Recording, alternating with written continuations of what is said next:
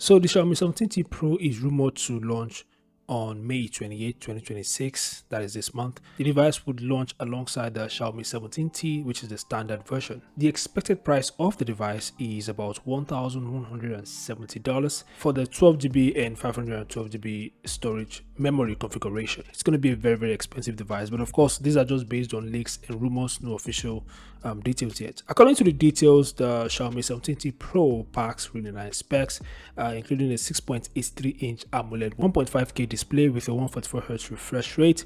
It is powered by the MediaTek Dimensity 9500 chipset, which is insane, and it packs a massive 7000 mAh battery. It supports 100 watts wired hypercharging and 50 watts wireless charging. In the camera department, of course, the device is expected to feature a 50MP Light Fusion 950 main sensor with Leica optics, and of course other sensors, which includes a 50MP periscope telephoto and I think a 12MP ultra wide angle lens.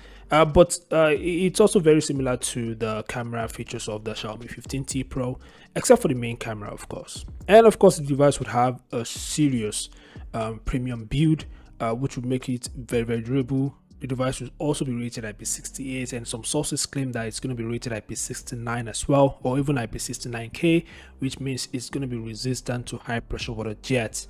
And also the phone will launch with the latest Android 16 with HyperOS 3 on top. It's not going to launch with Android 17 and HyperOS 4 HyperOS 3.1, but HyperOS 3. But the device would of course receive HyperOS 4, Android 17 updates, Android 18, and so on and so forth.